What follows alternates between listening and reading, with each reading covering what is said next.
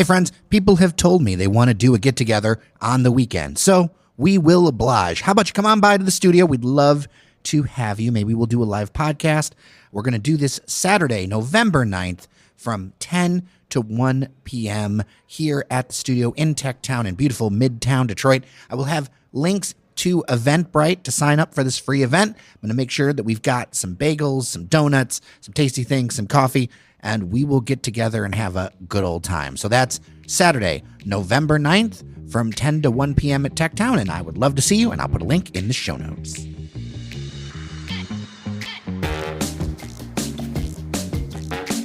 Hello, everyone, and welcome to Your Daily Detroit. It is Thursday, October 31st, 2024. I am Jer Stays, coming to you from our studio in TechTown, and today we have a very special episode because we have not just one, but two Daily Detroiters joining me here at the studio. To my left, Norris Howard. How are you? Happy Halloween, everybody. I hope everybody is staying safe, checking their candy bags, and I hope none of you who hand out candy are those jerks who hand out stuff like celery sticks and apples and all that. Hand out candy.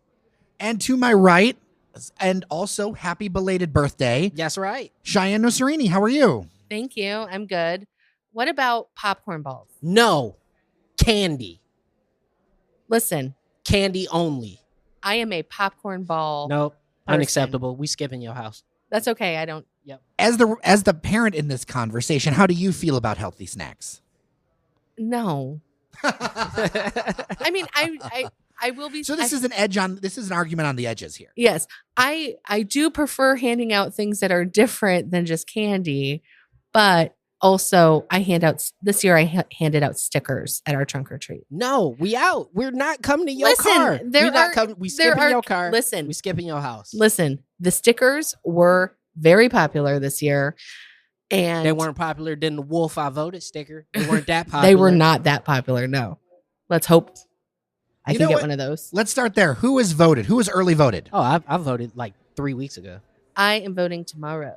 I think I'm voting later today. Yeah, I got my home. Wolf sticker. You got the wolf sticker? Uh-huh.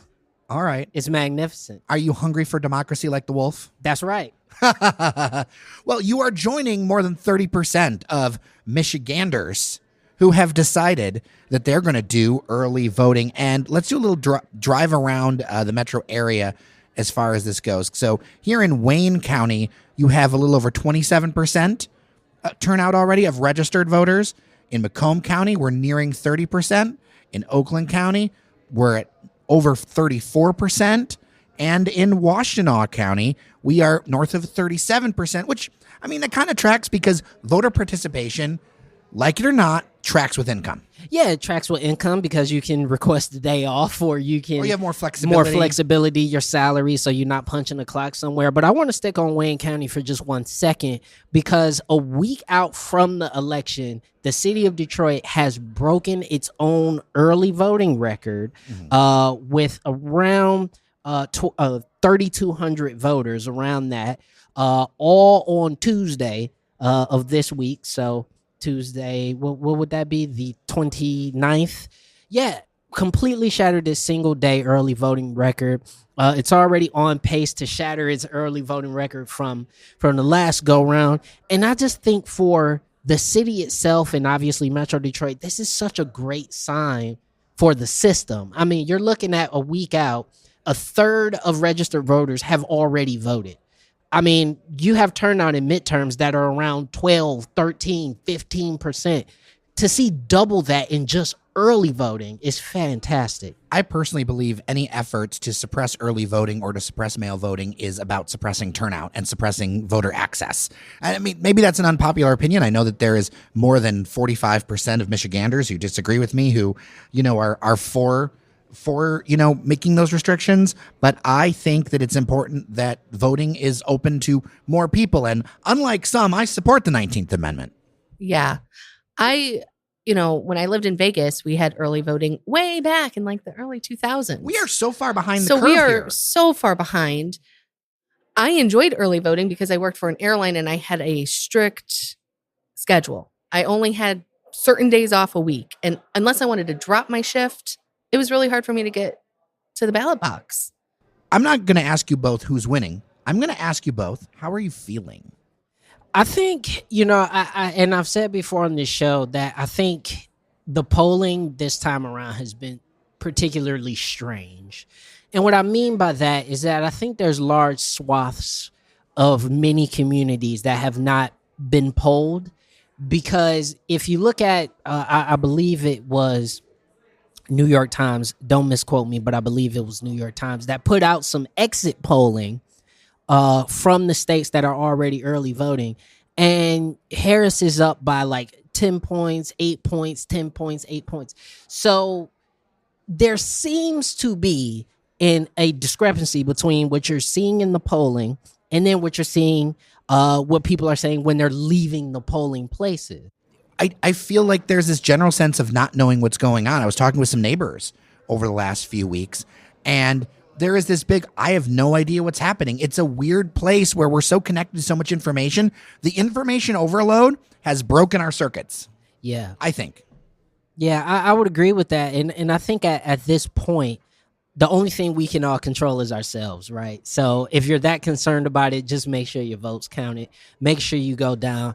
And to be perfectly honest with you, continue to be diligent, because we don't want to happen here what we're starting to see in Oregon and in Washington State, where people are setting ballot boxes on fire. Like this is serious business, y'all. Like this is mad serious. So make sure that you go out and vote, because it's clearly important. And also, if you haven't gone to vote yet, or you're planning on voting, talk to your friends and family and say, hey, have you voted yet? And if they haven't, like, make a plan. So Shianne, how are you feeling though? How am I feeling? I'm feeling optimistic, but also kind of anxious. I feel the vibes, but also I was feeling those vibes in 2016 with Hillary, and then we woke up to Trump winning. I didn't feel those vibes in 2016. Well, no, I felt it in the early morning, and then as the day progressed, it just got more and more bleak as the night progressed. I knew it was iffy, and also I knew she wasn't like focusing on key states like ours. Yeah. And so it was like I was optimistic, but Can't make that argument with Harris. No, and I think there's a two big key demos and things that have changed since 2016.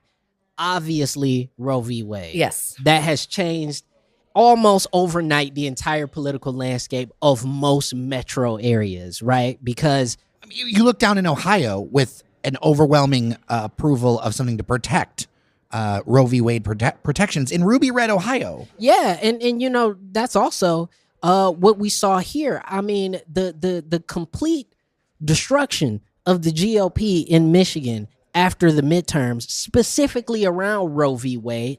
The party in Michigan has yet to recover from it. They have to run. They're currently running a guy who just don't even live here. And so, like, I'm not even trying to. I mean, technically, apparently he does. Otherwise, okay, he has an address here. Yeah. But the point is, my vibe check, Shianne, to piggyback on what you're saying, is very different from 2016. And specifically in my community, the Black community, we are super energized. There was a lot of talk about Black men and how they're leaning away from Kamala. Yeah, you got one or two. I'd be willing to step out and say maybe 3% of African-American men. I'll go up and say 10. But other than that, most African-American people are with Harris, and they're going to vote that way. I think there's going to be a lot of people who don't necessarily switch all the way over to Trump, but just sit out. But see, I disagree.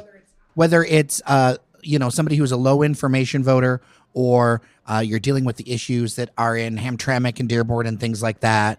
I wonder what that swing is going to be. I mean, I feel like if Gaza is your thing, you're actually a very high information voter. I feel like if you're sitting out because of Gaza, you're a high information. It's been voter. interesting to see the pleads, whether it's been Bernie Sanders or other people saying this is about an election of less harm, and that you need to think about that. That's every election. I hate to tell y'all. Well, true. I mean, elections are about voting who you can most persuade, not who most agrees with you. Well, I think the other thing that we've been seeing is a lot of white leftists who have tanky like views, let's say, are the ones who are being like, oh no, absolutely not. Do not vote for Harris because of Gaza. And it's like, but also let's not throw the baby out with the bathwater here. Yeah. Because you're also looking at, I don't know, the complete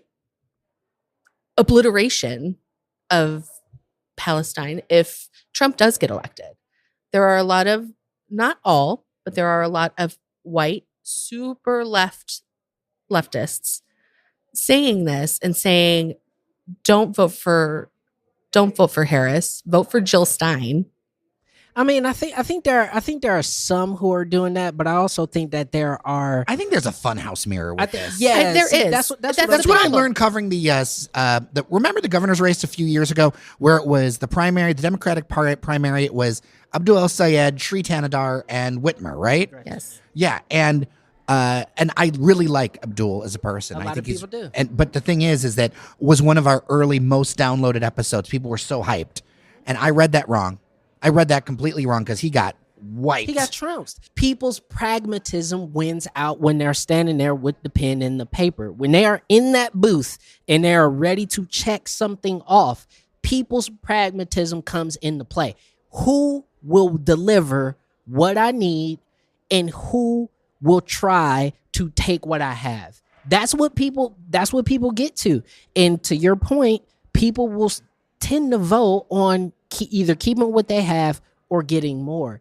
And I think what you're seeing, there's already been a coalition of leaders in Dearborn who have come out in support of Kamala Harris. Whether that moves the needle or not, I don't know. But the point is that there is a movement in that community to try to get people into the Harris fold. And really at this point, all she has to do is split the difference. All she has to do is not bleed enough votes out of Dearborn, because she's got to accept that she's lost some, period. I don't know if we're necessarily forgetting a large population of Latino voters who might have been voting for Trump last week, but are now not voting at all. And there was something actually in the New York Times podcast that I listened to that kind of annoyed me because they referred to it as one block. It is not one block. It's not one block, but I will say that if you're going to go and say that Puerto Rico is a island of garbage. But how much of that is this all on the edges? Because I've heard a lot of people explain a lot. I don't think so. I think similar to what you saw about Trump's Detroit comments, which did energize a lot of people. I mean, we are literally breaking records. We can't just get rid of that, right? We're breaking voting records. And when you talk to people on the ground, they're saying, hey man, his comments about my city had something to do with that. I have a crazy idea. What if us in the chattering class have it all wrong and this ends up being a clear win? I think it's a strong possibility. I think people are afraid to say that. We're afraid. And I think that's okay. I think it's all right to have trepidation. What if this is 4 or 5 points? It's possible. It's possible. And it will be possible because of the trends that we see with white women. Yeah, because there are also, I mean, I've been seeing ads left and right about, hey, women, like, let's not forget that nobody knows what you vote for. I saw that ad. Mm-hmm. The ad in question that you're talking about, Shianne, is incredible because it's an ad where there's two guys talking about their wives and they're saying like, listen, man, you know, I'm voting for Trump. Yeah, I'm voting for Trump too. There's like, what about your wife? He's like, oh, she doesn't like him, but she's gonna vote for him too. And they go in the booth, and every woman in the thing gives each other like this knowing glance, and they all check off Kamala Harris. And at the end, the little title card says, "Don't forget who you vote for is your secret." Yeah, and I'm like, it wrenches my gut. It makes me feel gross that people can't be open about who they vote for without some sort of fear with their spouse. Yeah, with their partner. Yeah, but the numbers bear out that plenty of women do that. Yeah. Well, I'm always interested to hear what you have to think. How are you feeling leading into things? dailydetroit@gmail.com. I think we're going to do some stuff post-election. We might even do some stuff on YouTube. I'm gonna be at some parties So well, there's the night of, and then yeah. there's because we're not going to know anything the night of. We're going to know some No. local races and a few things like that. I think we'll know Slockin's race night of. Okay, that's a prediction. There's a lot of interesting stories here, but we're not going to really know their results until afterwards. Till Wednesday. No, Wednesday, Thursday, Yeah. Friday, depending on what's going on in Pennsylvania. Right. Let's change gears. Hard left. chair. Hard change of the gears here, Shianne. Yes. You went and enjoyed a little bit of culture. I did. This week, every season, the DSO kind of opens up a practice for journalists to come check out what's coming up ahead for the new season. And so this week was that little practice time. And Did you take notes on notes? I always take notes on notes when it comes to the orchestra because I love it. But this time, normally it's just like one of the regular symphonic practices.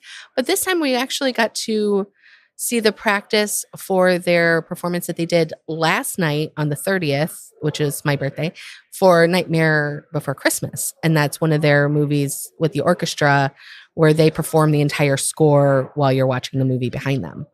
And That's cool. it was so cool. I've actually never been to one of those. I don't know why. Maybe because I'm like a hardcore, like I'm going to the symphony. I want a full symphonic performance because I'm bougie like that, I guess. I don't know. But it was really cool. What did you play? I played the flute. See, of course. See, just so listeners know, Yes. you're a band person. I am a band person. I play violin. What? Yeah. You chose violins? You can do so much better, Jer. Yeah. I'm disappointed. Not great. I'm disappointed. Not great. But the orchestra. So yeah, this upcoming season, they've got quite a few movies with the orchestra that they wanted to highlight. And Which movies? which Because movies? need to know. I can tell you all the movies. Okay. So obviously last night they did Nightmare Before Christmas. And for Christmas time, they're doing Home Alone, which unfortunately is already sold out. I know. Muppets Christmas Carol. Okay, I'll be more interested in that. Yeah. Anyway. Yeah. Harry Potter and the Chamber of Secrets. Pass. Nah. Some people were Some like- people love Harry Potter. some Let me people- not. This is me, Norris speaking as Norris. This is Shianne. Speaking of Shianne, I am not a fan of. You're not a Hufflepuff or a Slytherin, Norris? I am not a fan of the author. Let's just say that. Anyway, Batman, the original. Okay. I'm in for that one. That one I'm in for. 1989 Batman. Oh, they're gonna play the Prince score? Yeah.